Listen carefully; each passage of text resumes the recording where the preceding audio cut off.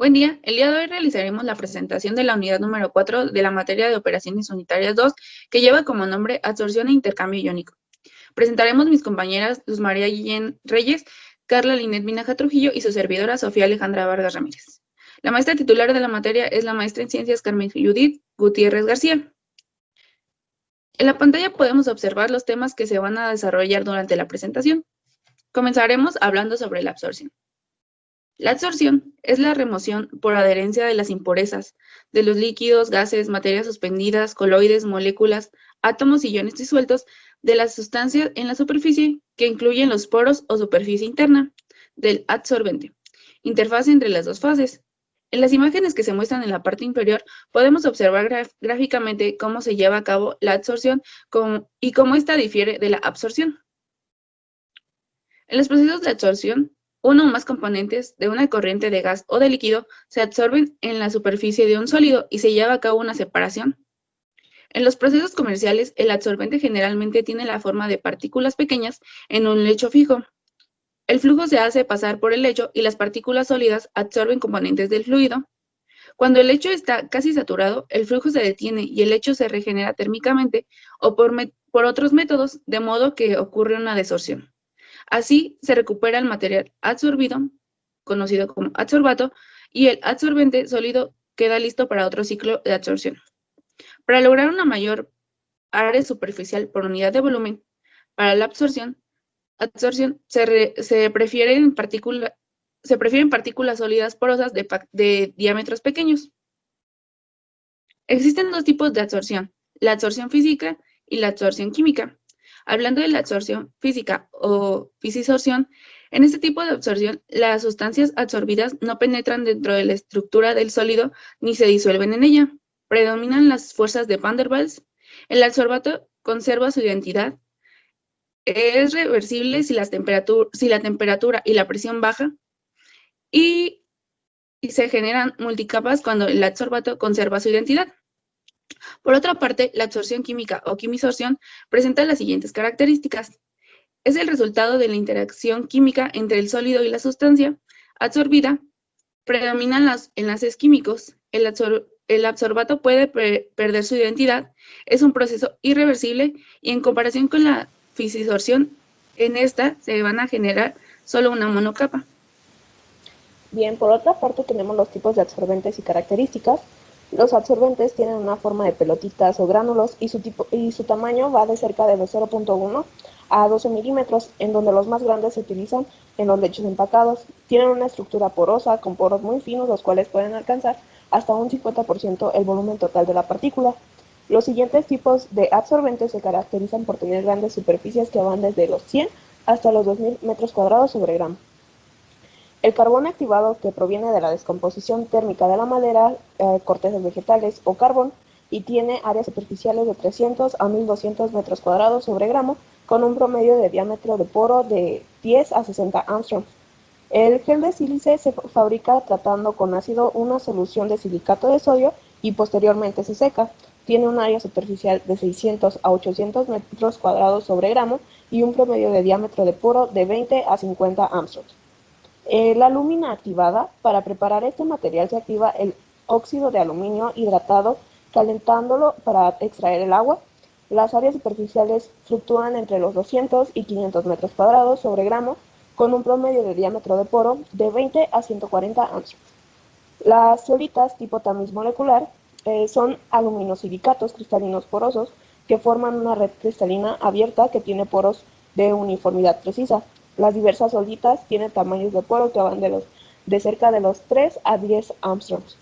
Por último tenemos los polímeros o resinas sintéticas que se fabrican polimerizando dos tipos principales de monómeros, lo que se genera a partir de compuestos aromáticos como el estireno y el divenilbenceno, que se usan para absorber compuestos orgánicos no polares de las soluciones acuosas. Por otra parte, tenemos las columnas de absorción, que tenemos diferentes equipos dependiendo de la aplicación que se quiere. Entre estos se encuentran los absorbedores de lecho fluidizado. En este los componentes se absorben de forma periódica y se eliminan con vapor. Esto quiere decir que los ciclos de absorción y desorción se dan al mismo tiempo. Como ejemplos de aplicación de este absorbedor son la retirada y concentración de solventes como disulfuro de carbono, acetona, etanol y acetato de etilo. En los absorbedores de lecho fijo se usan para la absorción de vapores de solventes. El lecho se coloca sobre un tamiz o placa perforada y la alimentación gaseosa circula en sentido descendiente a través de uno de ellos, y muchas veces se tiene otro lecho que se encuentra en la regeneración y se usa generalmente vapor de agua para regenerar. El tamaño del lecho está determinado por la velocidad máxima del gas y por el tiempo del ciclo deseado. Por otra parte, tenemos el equipo para secado de gases, que es similar al de los absorbentes de lecho fijo, con la única diferencia de que se utiliza el gas caliente para la regeneración. En otra parte tenemos la absorción de presión alterna u oscilación de presión, que se utiliza para la separación de aire en industrias pequeñas y para la concentración de hidrógeno en corrientes de proceso. Está basada en las diferencias de la cantidad de equilibrio absorbido o en la cinética de absorción. Y por último tenemos lecho móvil, que este tiene la ventaja de que si se utiliza reduce la obstrucción, debido a que se tiene que estar cambiando constantemente el absorbedor. En cuestión de variables de diseño tenemos las independientes y los parámetros. En los independientes entra lo que son la concentración inicial, en donde se favorece el equilibrio entre el adsorbato en disolución y el adsorbato que es absorbido. Tenemos lo que es el flujo de solución, que aquí se tiene que regular la saturación de la columna del absorbente. Por otra parte tenemos el peso del absorbente, en el cual la capacidad para absorber un ion metálico está en función de la cantidad de absorbente, y tenemos la temperatura, en la cual se tiene que la capacidad máxima de absorción se incrementa o decrece con esta. Por otra parte tenemos los parámetros, que el pH de la solución favorece o no las interacciones con grupos cargados positivamente de la superficie del absorbente. Y por último, el tamaño de partícula del absorbente, en donde se recomienda un rango de tamaño dependiendo del tipo de absorbente utilizado. Un ejemplo de esto es el carbón activo granulado, en donde se recomienda un promedio de 200 a 400 micras. Así como se puede diseñar, también existen relaciones para llevar un modelo a otra escala, como por ejemplo tenemos la capacidad total de la torre del lecho opacado. Cuando alcanza el equilibrio con la alimentación, es proporcional al área entre la curva y la línea de la capacidad de la columna.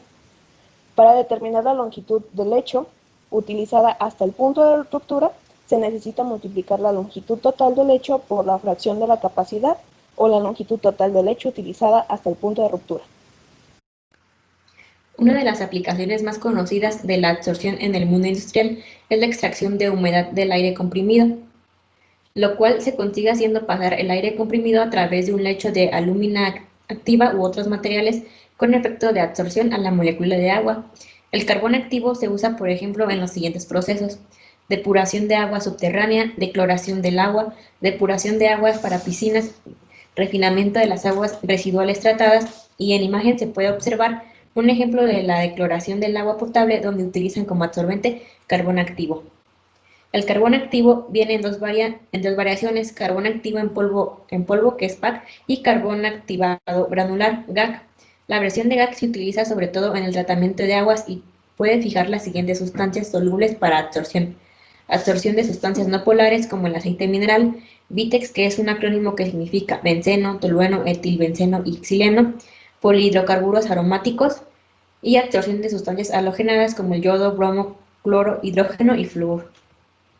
Las zeolitas también se usan en procesos industriales de absorción, siendo las más habituales las zeolitas sintéticas del tipo LTA y FAU, ricas en aluminio y por consiguiente con mayor concentración de cationes de compensación y mayor energía de absorción. Actualmente los principales usos industriales de las zeolitas como absorbentes son el refinado del petróleo, el secado y purificación de gases, la separación de hidrocarburos, retención de materiales pesados y gasificación de carbono, la cual es la principal tecnología donde, en lugar de quemar el combustible fósil, este se transforma químicamente en un gas natural sintético o gas de síntesis. Ahora hablaremos sobre el intercambio iónico. El intercambio iónico es una operación sólido-líquido donde existe el intercambio reversible de iones entre ciertos sólidos y una solución de electrolitos que permite la separación y fraccionamiento de solutos electrolíticos. Su naturaleza es química, pero abarca no solo la interacción de los iones con el sólido, sino también la difusión de los iones dentro de la fase sólida. Aunque el fenómeno puede ser más complejo que la absorción, las técnicas generales y los resultados obtenidos son muy similares.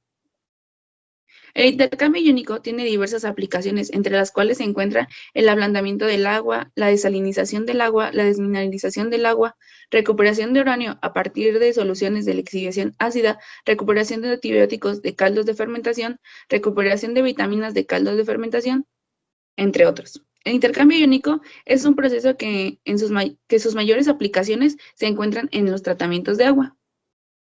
Bien, en las columnas de intercambio iónico e isotermas de absorción, la columna de intercambio de cationes consta de una única columna acrílica. Los iones de hidrógeno presentes en la columna de resina se van agotando y el proceso de intercambio deja de producirse. La concentración de iones no deseados aumenta en la salida de la columna. Esta acción se conoce como penetración. Afortunadamente, el proceso de intercambio es reversible y la resina puede pasar a su estado original. En la columna de flujo dividido, en este la regeneración se lleva simultáneamente desde la parte superior y desde el fondo del lecho. No presenta resina inerte, pero es complicado ajustar los flujos de regeneración. Columna de lecho estratificado, también conocidas como lechos en capas, debido a que se compone de dos resinas, una fuerte y otra débil, siendo la débil la que se mantiene en la parte superior. La resina fuerte presenta un tamaño de partícula más grande y de igual manera una densidad mayor en comparación con la débil. La desventaja que presenta es que se tiene que estar separando las resinas periódicamente debido a que se suelen mezclar. Y por último tenemos la columna de lecho mixto. En este la resina catiónica fuertemente ácida y la resina aniónica fuertemente básica se mezclan y sus resinas deben separarse para su regeneración y representan una operación delicada y prolongada. La isoterma de absorción es la relación matemática entre la masa de un soluto absorbida y la concentración de soluto en la solución una vez alcanzado el equilibrio. Tenemos diferentes tipos de isotermas, en donde el tipo 1, denominado el isoterma de Langmuir, corresponde a una absorción en monocapa. Es el isoterma característico de un proceso únicamente de quinisorción. El tipo 2 es indicativo de una absorción física en multicapa. Al seguir aumentando la presión, se forma la segunda capa de moléculas absorbidas, seguida de otras más. El ascenso rápido es por la formación de la primera capa, en donde la entalpía es más negativa. En el tipo 3 corresponde también a una absorción física en multicapas, pero donde la constante de equilibrio de formación de la primera capa es igual que para las siguientes. El tipo 4 y 5 corresponde a absorción en multicapas sobre materiales porosos. Difieren del tipo 2 y tipo 3 por la presencia de una rama horizontal, que es de saturación, y un ciclo de histeresis, donde las curvas de absorción y desorción difieren.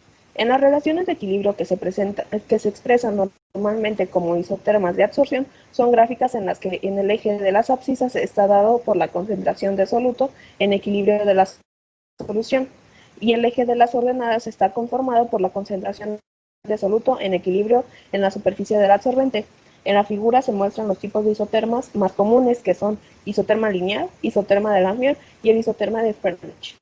Ahora les muestro las ecuaciones correspondientes a cada isoterma que se mencionó anteriormente. La isoterma lineal puede ser descrita por la ecuación de una línea recta que pasa por el origen, la cual se muestra del lado izquierdo. La isoterma de Langmuir supone un número fijo de sitios activos disponibles para la absorción. Solo tiene formación de monocapa y es absorción de tipo reversible y está dada por la ecuación general que se muestra en el centro.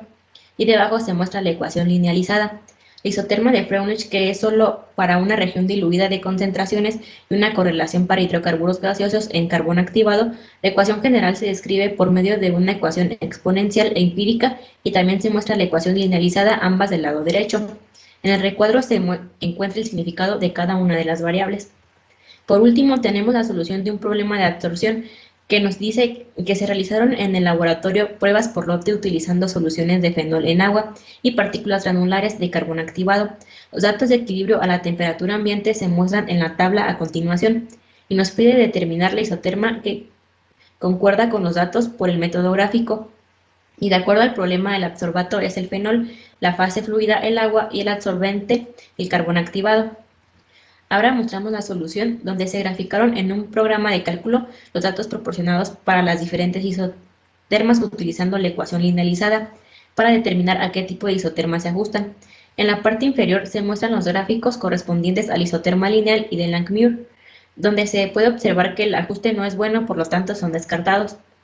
Ahora se muestra el gráfico del isoterma de Freundlich, donde se observa que los datos experimentales se ajustan donde se obtiene una R al cuadrado cercana al 1 y por lo tanto el isoterma corresponde a Freundlich. Y estas fueron las que utilizamos. Esto sería todo por nuestra parte. Gracias.